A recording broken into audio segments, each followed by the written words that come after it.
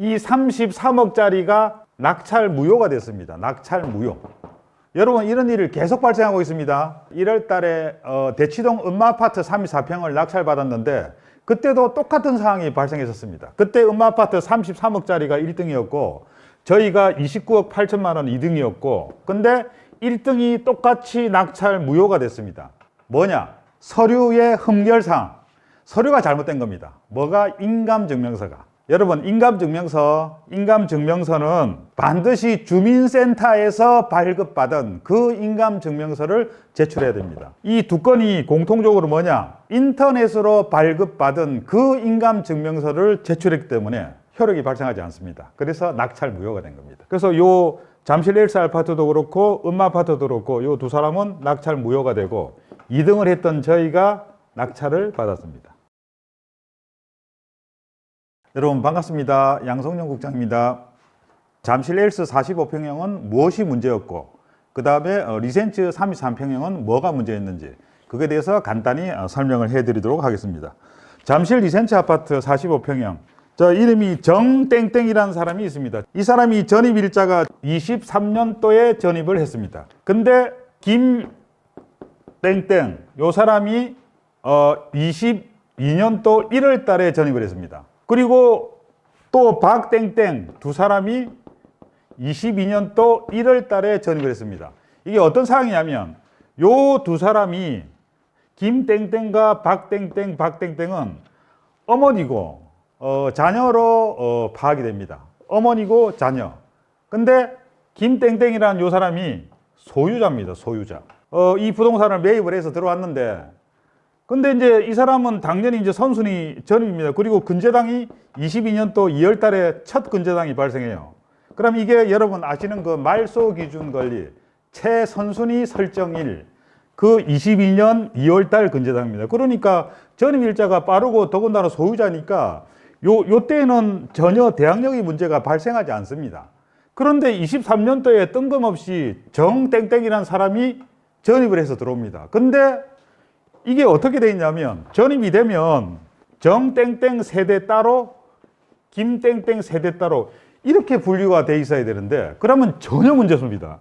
후순위니까 대항력의 문제가 전혀 발생하지 않습니다. 그런데 요 두 사람이 같은 동일 세대를 구성하고 있습니다.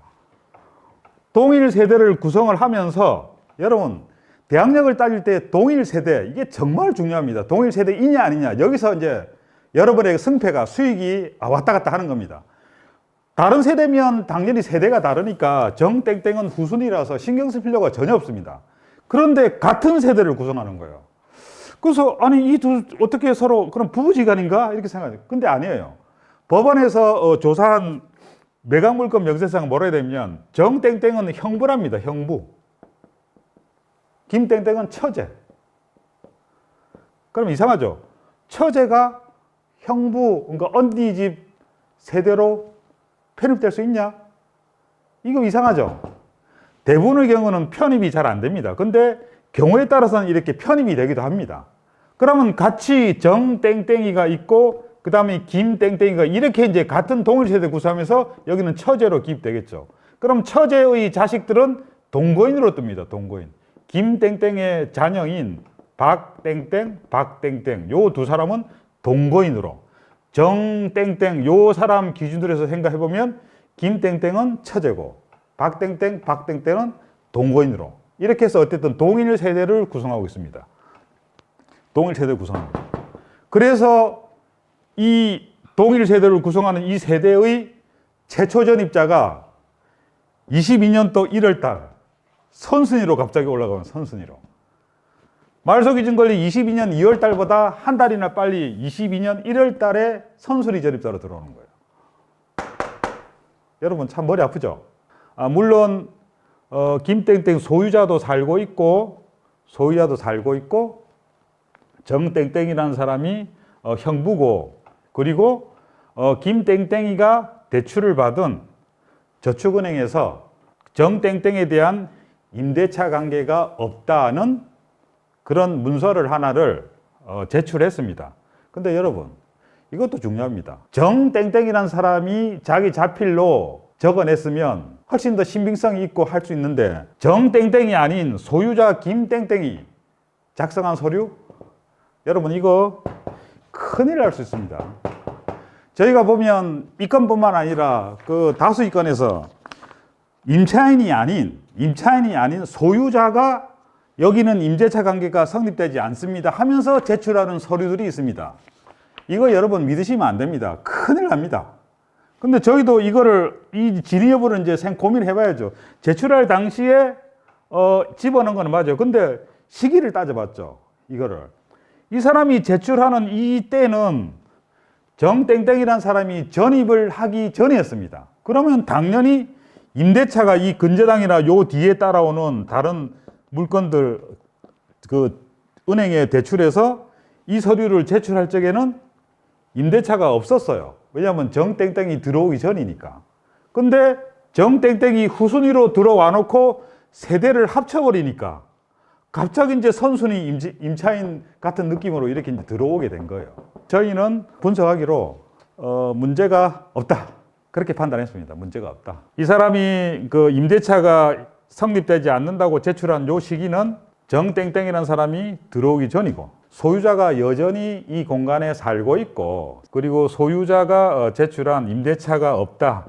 대출 나오는 이 시점에 임대차가 없다. 이때가 중요하잖아요. 22년 2월 달 전에 임대차가 있냐 없냐의 문제니까 임대차가 없다. 그러면 이거를 마지막으로 대항력에 관해서 한번 설명을 해드려 보면 지금 나와 있는 걸 보면 정형부라는 정땡땡 이 사람은 23년도 들어왔지만은 세대가 지금 한 세대를 구성하고 있습니다.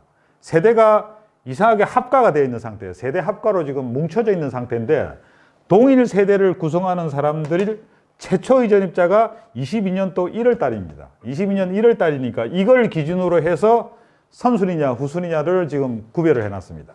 그래서 대항력 있는 선순위가 되어버린 거예요. 근데 이거는 그죠? 소유자지 않습니까? 소유자가 세대 구성원에 편입이 돼서 지금 애매한 상황이 벌어졌어요. 근저당은 22년 2월 달이고 자 말소기준 권리 기준이 22년 2월 달이고 그 선순위 전입자가 최초 전입자가 22년 1월 달이고 그래서 지금 선순위로 분류를 해놓은 겁니다. 근데 소유자니까 선순위 아니죠 여러분. 느낌이 오시죠? 어쨌든 대항력에서 좀 머리가 아팠던 머리가 아플 수 있는 그런 건이었습니다.